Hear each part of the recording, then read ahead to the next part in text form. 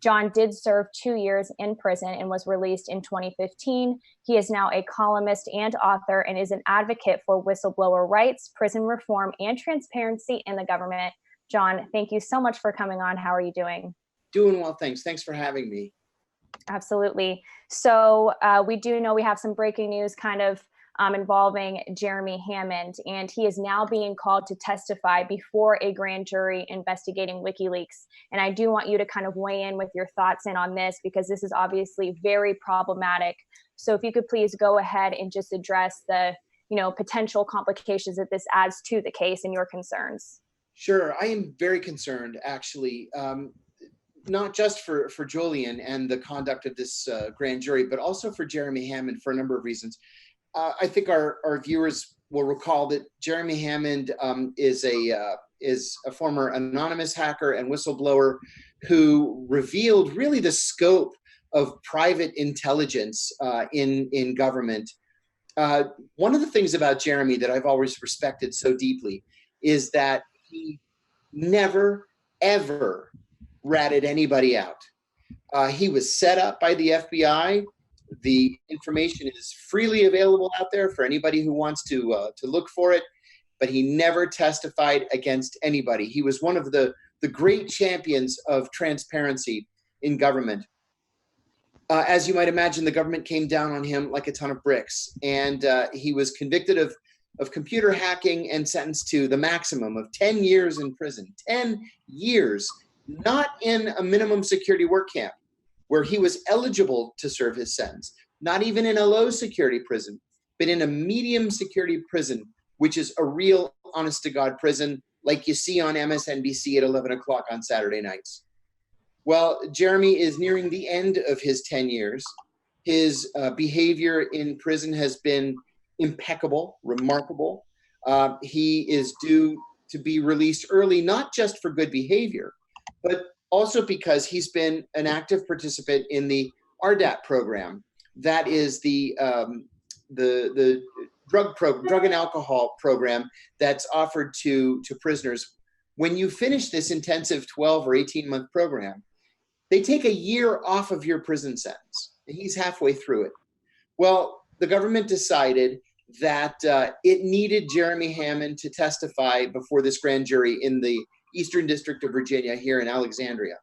The Eastern District is notorious in the federal system. It's known as the espionage court.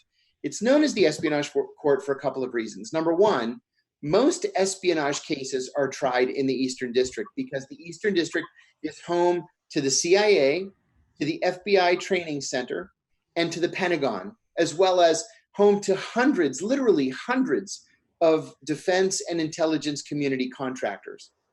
Second, it's referred to as the espionage court because no national security defendant has ever won a case there. So of course that's where they've charged Julian Assange. Now, as far as I'm concerned, they are also subject to CIPA. Is that correct? And can you explain what that is? Yes. CIPA is the Classified Information Protection Act. CIPA was invoked in my case as well. It is such an onerous law that a defendant literally cannot receive a fair trial once CIPA is invoked. And let me tell you the modalities of CIPA too, before I finish with Jeremy. When CIPA is invoked, the courtroom is cleared. The only people allowed in the court are the judge, the clerk, the bailiff, the jury, the prosecutors, and the defendant and his attorney. That's it. They actually take duct tape and seal the cracks around the doors, and then they take plastic sheeting and seal the windows so that sounds don't accidentally make their way through the cracks or through the windows and classified information is not revealed. Now for the jury, because the jury is not cleared for classified information, the government will insist that any information that is classified be instead referred to by a code. So let's say if the term NSA is considered to be classified, it won't be called NSA in court. It'll be called the swimming pool, let's say. And so, how long have you worked at the swimming pool? Well, everybody knows that the swimming pool means NSA, but they can't say it. Now, imagine doing an entire trial that way, where you have hundreds of words or hundreds of phrases or ideas or programs that you're not allowed to utter. What kind of a conclusion is the jury going to draw? The jury's going to say, well, my God, if this information is so sensitive that even we aren't allowed to know what it is, well, this guy must be guilty. So this is what Julian Assange is up against in the Eastern District. Well, you have now two witnesses that we know of that have been called before the grand jury to testify that will not testify. One of them is Chelsea Manning. Now, Chelsea Manning has gone back to jail rather than testify. Jeremy Hammond has a history of not testifying. He will likely be held in contempt, which could then be added consecutively to the remainder of his term, plus 1 year for not fulfilling his RDAP obligation. The bottom line is this is onerous. It's heavy. Nothing good can come of something like this. And the fact of the matter is, and I think this is really the most damaging, is that this testimony is not necessary in the first place. You know, Chelsea Manning's retort upon being subpoenaed was she had already had her trial. Her trial was on the record. All they had to do was to get the transcript and enter the transcript into the official record in the Julian Assange grand jury. That's it. Absolutely. But that's not what they wanted. What they wanted was to catch her in a lie. They were furious that her sentence was commuted at 7 years. She was supposed to be doing 35, and this would give them the excuse to add 5 years. They're going to try to do the same thing to Jeremy Hammond. Oh, without a doubt. And the Jeremy Hammond Support Collective on Facebook immediately issued this statement, or on Twitter issued this statement. It says, "Hello, everyone. Thank you for the overwhelming support already shown to Jeremy. Just as Jeremy had no intention of cooperating with the government during his original trial, he has no intention of testifying before this or any other grand jury he may be called in front of." And what you said about Chelsea and her reasoning for, hey, you have the transcripts from the last time I was there. They're trying to force her into a perjury trap. They're trying to force Jeremy Hammond into a perjury trap. And this is basically because, especially in light of the DNC lawsuit dismissal, where they have less of a leg to stand on against Julian Assange. So they're going after anyone and everyone remotely connected to him as a means of lashing out. That's absolutely correct. And, you know, I got to say something too about Chelsea Manning. Chelsea Manning looks like a small waif, right? She's one of the toughest human beings I've ever encountered in my life. You know how hard prison is? You know how hard it is to be in solitary confinement? It's the United Nations has declared it a form of torture. Yeah. Yet she chose to go back rather than to fold. There was an easy way out of this. And that was to go in front of that grand jury and to answer every question with the words, "I don't recall." But she didn't do that. She stood up and she told them, "I'm not going to let you push me around." And Jeremy Hammond is doing the same thing. I think that's something to be proud of. It's something to emulate and something to respect. And the thing to note with that too is it ties back into the whole original theme of the cypherpunk books, which is you can't use force to solve the math problem of encryption. Because a lot of this probably has to do with the fact that they don't have all of this information. So they're not able to get it without having these people actually testify or put themselves into perjury traps to then have to almost lie their way out of that situation to regain some freedom. So it's the simple fact that they don't have all of the information they need to do this prosecution, and that's why they're trying so hard to get other people involved. I think you're probably right. In most cases, the government just can't make a case without having the leverage to squeeze other witnesses. They just don't have all of the information there. And then, you have this idea hanging over them that it's not even an idea. I think it's a fact that Julian Assange is a journalist who is practicing journalism. He's been awarded journalism awards. And so it's a slippery slope right over the First Amendment if you're going to try to take down a working journalist. They need the help of people like Chelsea Manning and Jeremy Hammond to try to prove that Julian Assange is not a journalist. And they're not going to get it from those two. And interestingly, too, John, is that Julian's status as a journalist actually has no weight in his case because the U.S. government doesn't even make a distinction between who is and who is not a journalist. It's not like a doctor or a lawyer where there's a government licensure for that. So it's so interesting, and it really shows the arrogance on behalf of the U.S. government. And it shows the cowardice on behalf of the major news networks and major news print outlets as well. You're absolutely right. The Supreme Court has never ruled on who's a journalist and who's not a journalist. There are certainly state court decisions, especially in New York, that have identified, for example, bloggers as legitimate journalists. But you're right. It's important to note that there is no government-wide standard. This has not been adjudicated in the federal system. I think that Chelsea Manning's actions and now Jeremy Hammond's actions to stand up to this grand jury really do show also the integrity of WikiLeaks and Julian Assange and the respect that these people, whether they are sources or not, or somehow tied to WikiLeaks, have for what WikiLeaks stands for and what Julian Assange built. I think our media is spending too much time smearing him and trying to do a character assassination and not really tying the two together that shows how people are standing up for him. I think that's exactly right.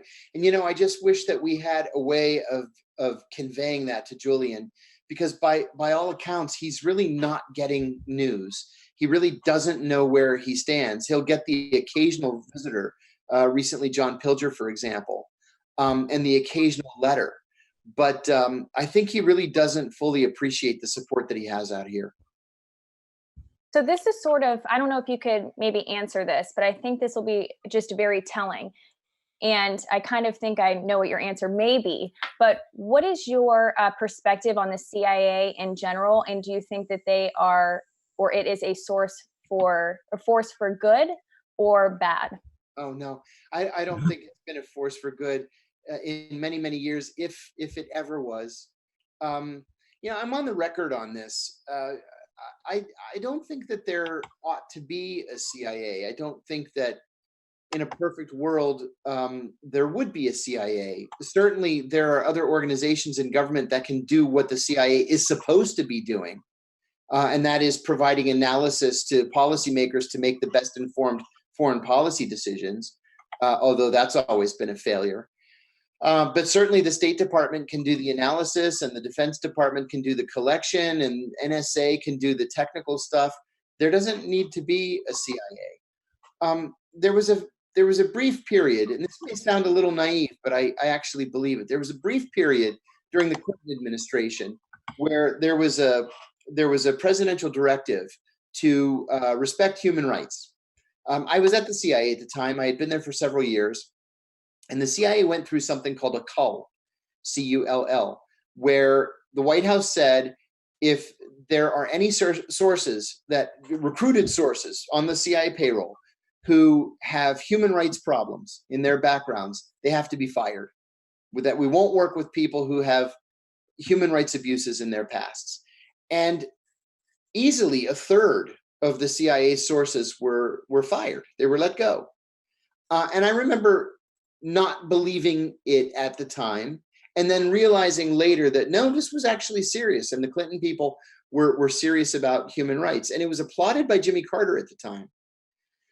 Then September 11th happened, and everything went right out the window. You know, in my mind, September 11th happened, day before yesterday. It's amazing to me to think that 18 years have passed next week. And so, you know, you have to come to the conclusion that we're never going to have our September 10th country back. Never. It's changed for the worse. It's never going back. And that's something I think we ought to all be ashamed of. Certainly not within the duopoly that we have operating as ostensibly the public relations firm for an oligarchy. No, we don't we're not going to unring that bell. You know, I challenged a Democratic member of the Senate Intelligence Committee about 2 years ago. I ran into him. I ran into him in the green room at Fox News, and I said, "Hey, Senator, thanks for all your help." Right? Sarcasm. He was very defensive, and he said, "Look, it takes all of my energy just to not lose my security clearance." Okay. Well, that's exactly what the problem is. Yeah. Because instead of being the oversight committees, which is what they're supposed to be, right? This is the Senate Select Committee on Intelligence and the House Permanent Select Committee on Intelligence. They're not oversight committees, they're cheerleading committees. And it doesn't matter who the chairman is and whether the chairman is a Democrat or a Republican. Look at it this way. When we started this torture program in the first place, it was Democrats heading those two committees. When we approved budgets for a secret prison system or for international kidnapping operations called renditions, it was Democrats running those committees. There's a reason why instead of the titles chairman and ranking member, those committees use the terms chairman and vice chairman. And it's because they're the same. There's no ideological difference between them. As a fascinating point, it's something that's so often overlooked, especially when there's an election season and so many different distractions that can be thrown at us.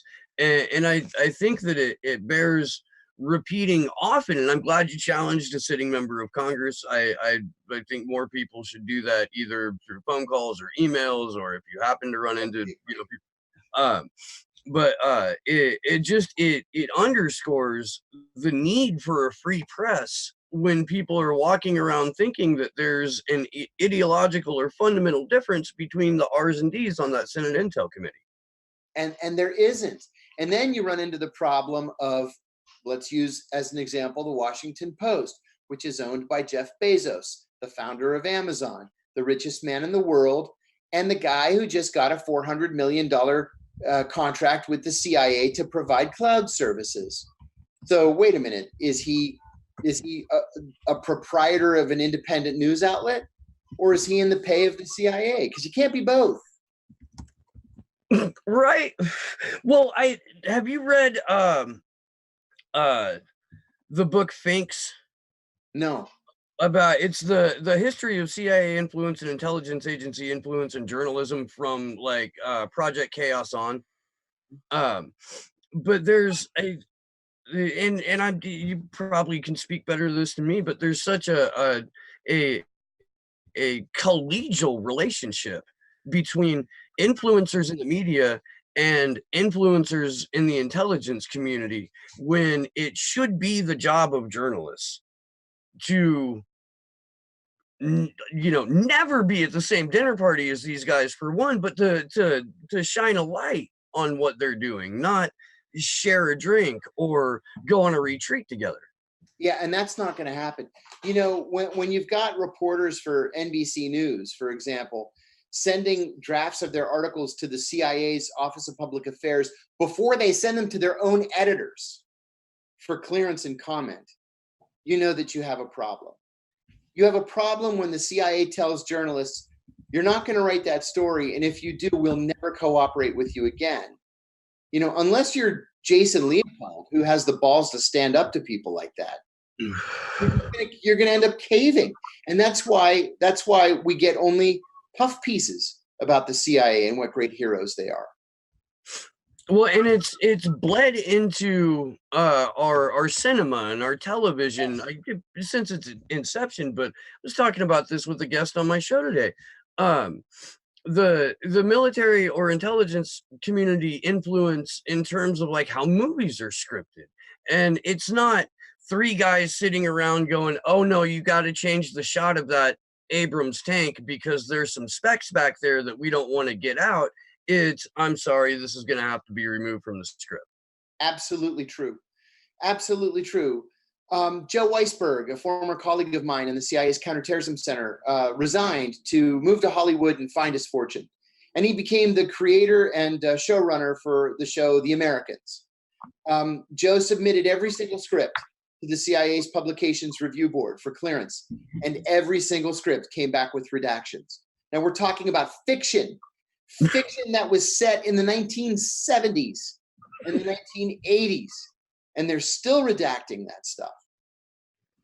That is just, it's mind-boggling. It really is. The links that people will go to prevent us from learning about reclaimable history. Not even, history from hundreds or thousands of years ago, but the history that we were, alive for, just recently born after. It's all reclaimable history. But we have to, here in independent media land, we not only counteract the rewriting of recent history, but we have to counter the rewriting of real time by these guys. Unless you're one of the swells. If you're one of the in crowd, then you're going to be okay. Like for Zero Dark 30, right? Catherine Bigelow and the writer, his name escapes me right now, Mark Bowl. Catherine Bigelow and Mark Bowl went to CIA headquarters as honored guests, as VIPs.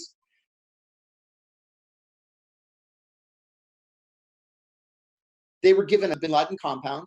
Mark Bowl was invited to a speech by Director Leon Panetta in the CIA's auditorium, the Bubble, where Panetta revealed the name of the SEAL Team 6 operative that killed bin Laden. Multiple crimes were committed, right? But nobody was ever prosecuted or even investigated because Zero Dark 30 perpetuated the lie that the torture program led to the killing of Osama bin Laden. And so long as these Hollywood muckety mucks do the CIA's bidding, they basically have free reign over the place.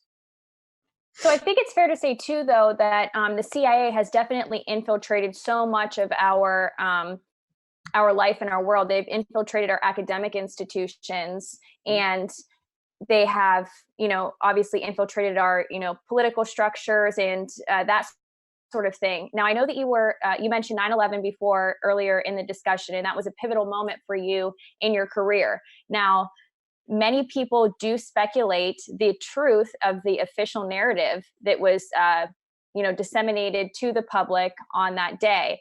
Is there a legitimate reason for people to perhaps question the validity of that narrative? That's a tough one. I'm not a 9/11 truther. I was in the building that day. I was working on those issues in the lead up to 9/11. We knew an attack was coming. We didn't know where. We didn't know when. We knew it was in the offing. So I don't believe that it was the Saudi royal family, the Bush family, the Jews, the space aliens. I don't believe any of that stuff. But I think the government has done an absolutely horrible job of explaining, or really failing to explain, for example, why Building 7 went down. There are a lot of unanswered questions that came even out of the official account. And I think that the government's response has been just to remain silent all these years and hope that these questions just go away.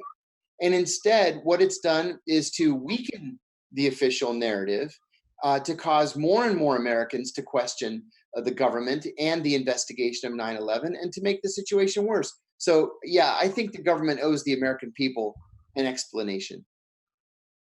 John, I know you don't have much time left. I wanted to touch on an article you wrote recently in Consortium News about the need for a Russian scalp out of this whole 2.5 year complete shit show. Yeah. So if you want to kind of give us the rundown of that before you have to split, please do so. Sure. I wrote a piece in Consortium News about Maria Butina.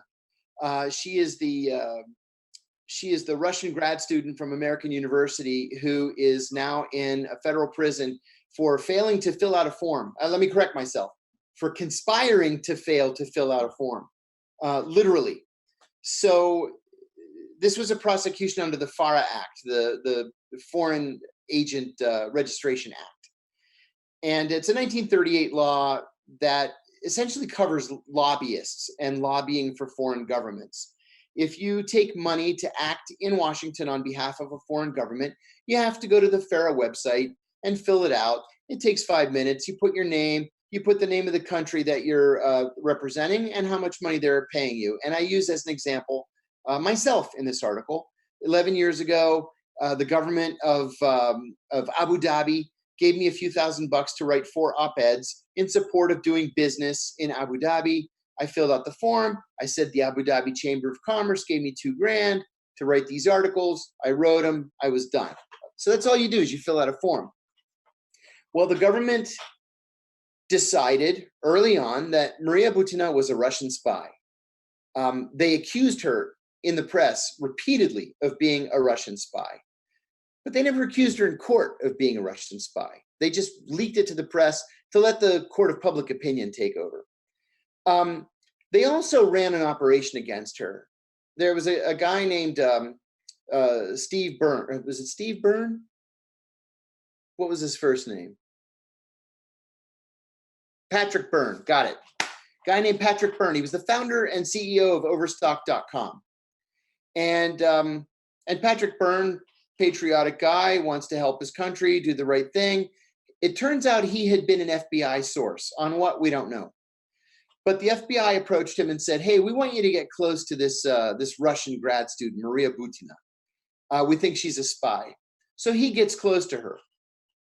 And he reports back after several months, she's not a spy, she's just a grad student. They said, not good enough. We need evidence that she's a spy. We want you to have sex with her. So he goes back, reestablishes this relationship. It becomes romantic. He has sex with her at the direction of the FBI. And then goes back and says, she's really not a spy, she's just a grad student. Well, that didn't fit their narrative. And then he felt guilty for what he did. Later on, he went public. When I say later on, I mean 2 weeks ago. He went public. But what they did in the meantime to ruin her was they leaked to the press that she had been trading sex for access to they tried to pin like Mitch McConnell and a bunch of other people to her, like, oh, was she having an affair with this guy? She happened to be in the same ballroom with Mitch McConnell and 2,500 other people at some reception at some point.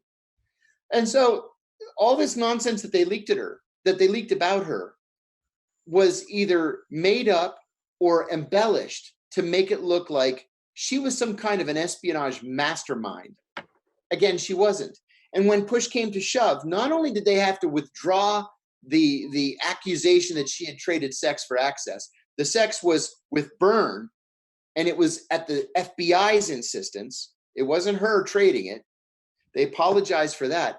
But they never charged her with any crimes related to espionage or to spying. They didn't even charge her for not registering. They charged her with conspiring to not register. Now, the federal guidelines for this so-called crime are 0 to 6 months in prison. First-time offenders get the 0. She got triple the maximum. They gave her 18 months in a women's prison. Just to make an example, just to have a scalp. I say this all the time. Remember, this is how these morons get promoted, right? You don't get promoted by bringing charges against somebody and then losing. And so they made her an example. That's just, and you close that article with a quote about your own case. And you've told this story on my show before, but for the people that are watching, you got told by your defense attorney, your problem is you think this is about justice. It's not about justice. It's about mitigating damage. Yeah. I was charged with 5 felonies. I was facing 45 years in prison. I hadn't committed espionage, and they knew it. But I was charged with 3 counts of espionage. So they offered me 30-month deal. I do 23. Or I could roll the dice, knowing that the federal government wins 98.2% of its cases, according to ProPublica. Do I roll those dice? I had 5 kids,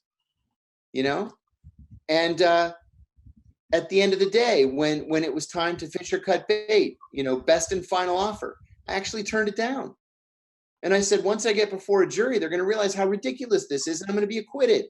And that's when my attorney told me, you know what your problem is? You think this is about justice. and it's not about justice. It's about mitigating damage. And he See, was the espionage, I'm sorry, the espionage charges, I know they were eventually dropped, correct? That makes no sense to me, because you essentially were giving information to a media entity, not a foreign government. And as far as I'm concerned, with espionage, you have to actually leak the information to an adversarial government. That's what my attorneys argued as well. And my judge set a precedent in my case by saying that the Espionage Act should be read more broadly, that a person should be guilty of espionage if he or she provides national defense information to any person not entitled to receive it. Never mind the fact that it is illegal in this country to classify a crime. You are not allowed to classify information for the purpose of covering up a crime or preventing embarrassment. And torture was a crime. John Kiriakou, any last thoughts, statements that you want to make before you do head out? Anything you want to say about Julian Assange? Yeah, I do. Thank you. You know, we've got to keep in the very front of our minds that this is all about Julian Assange. Julian is in for the fight of his life. We thought that the last 7 years were difficult, being holed up in that embassy where he got no exposure to direct sunlight, no decent food, no decent medical care. It's worse now. So we've got to pull together. We have to remain firm and tough and united, and we have to watch out for him because there's nobody else to do it. John, thank you so much for coming on, and you are welcome back at any time. We really appreciate your time. Thank you so much. It's a pleasure. Good to see all of you. Good to see you too. Thank you. Thank you.